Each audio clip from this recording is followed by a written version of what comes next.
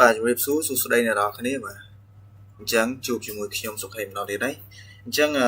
វីដេអូនេះគឺយើងធ្វើ lab ទីម៉ានទី8បាទទី8អីបាទបន្ទាប់ពី lab មុនបាទអញ្ចឹងនៅក្នុង lecture note ទី7បាទអញ្ចឹងវីដេអូនេះយើងនឹងនិយាយតាក់ទងទៅលើ network ម្ដងបាទការ config network បាទអញ្ចឹងលើកនេះគឺខ្ញុំធ្វើនៅលើ user វិញបាទអញ្ចឹងខ្ញុំវាយ user មកបាទ user យើង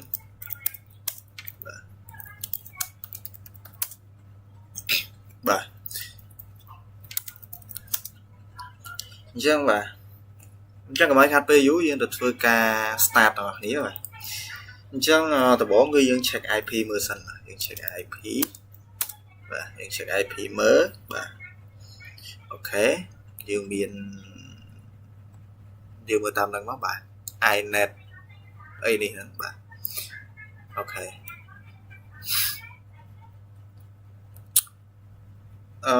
បន្តមកទៀតយើងធ្វើការ set IP បាទយើងធ្វើការ set IP បាទអញ្ចឹងរបៀប set IP យើងធ្វើការវាយ command vi បាទ vi យើងសម្រាប់ set IP បាទបន្ទាប់មក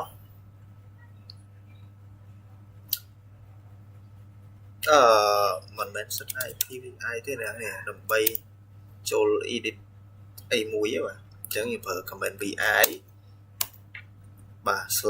/etc បាទ etc/ បាទយើងវាយតាមខ្ញុំមក es ig network បាទ network បាទដក minus scr ip ts if cfg បាទ th0 បាទនេះអញ្ចឹងយើងអាច change យើងអាច set IP ឯនៅក្នុងនឹងបានបាទអញ្ចឹងបន្ទាប់ពីបើសិនជាយើងចុចហើយបាទយើង set IP ហើយបាទយើងដាក់ set អី set ទៅបាទ set IP ហើយយើងអាច command qw មួយមកបាទយើងចុច i មួយបាទយើងចុច i មួយដើម្បីទៅ save នៅក្នុងហ្នឹងបន្ទាប់ពីយើងចុច i ហើយយើងធ្វើការ set IP អីមួយក៏បានដែរបាទ set address hostname អីចឹងទៅset IP address អីចឹងទៅបាទអញ្ចឹងបន្តមកទៀតយើងចុច escape មួយបាទបន្ទាប់មកយើងចុច1ចុច2បើសិនជាយើងបាន change អីមួយឬក៏តិចអីមួយនៅក្នុងយើងប្រើ qw ប៉ុន្តែ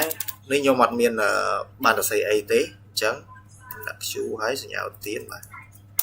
ខ្ញុំចេញបាទអូខេ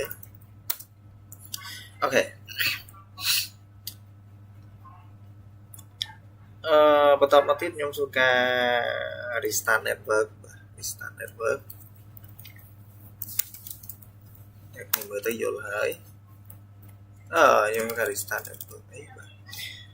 ខ្ញុំធ្វើការ restart network បាទខ្ញុំការ YC system ctl restart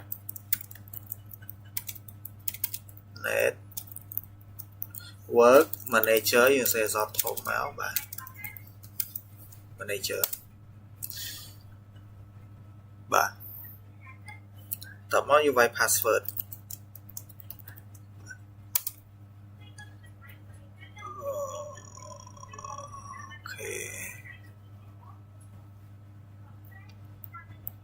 ដោយសារតែយើងមាន user តែមួយបាទអញ្ចឹងយើងអាច restart បានទេអញ្ចឹងនៅក្នុងនេះបើសិនជាយើងមាន user ច្រើនយើងអាច restart network វានឹងឲ្យយើង show option 1 2ទៅតាមឈ្មោះ user របស់យើងប៉ុន្តែនៅក្នុងនេះ user ខ្ញុំមានតែមួយបាទ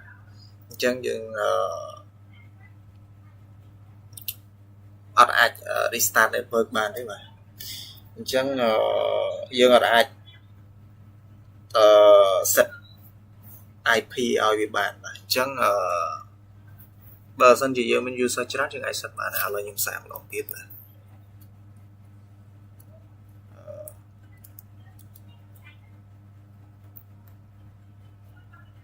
ឥឡូវខ្ញុំសាកម្ដងទៀត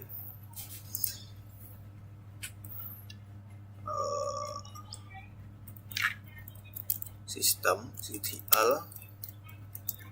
restart network manager បាទមកនេះ AOI password អូនេះ complete ទេតាមមិញឲ្យសាត់អូបើជាវាខុស password បាទអញ្ចឹងហើយឯងបន្ទាប់មកយើងវាយcomment អីបាទ host name បាទ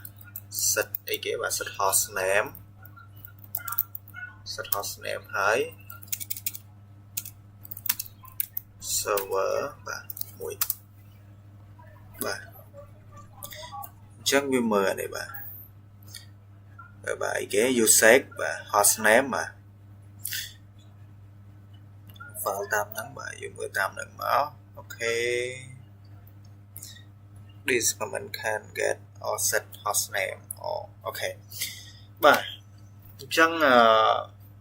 វីដេអូហ្នឹងអស់ហើយមានតែប៉ុណ្្នឹងទេបាទគាត់តែណែនាំអ្នកនរគ្នាឲ្យយល់ខ្លះទៅលើ config network បាទ comment សម្រាប់ config network បាទអញ្ចឹងអ្នកនរគ្នាវាយ comment តាមខ្ញុំមកហើយអាច config អីតាមដែលអ្នកនរគ្នាចង់អញ្ចឹងវីដេអូហ្នឹងអត់មានអីទេមានតែប៉ុណ្្នឹងទេបាទអរគុណអ្នកនរគ្នាបាទកុំភ្លេចជួយចុច like និង subscribe នៅ channel របស់ខ្ញុំផងដើម្បីទទួលបានវីដេអូថ្មីបន្តទៀតបាទអរគុណច្រើន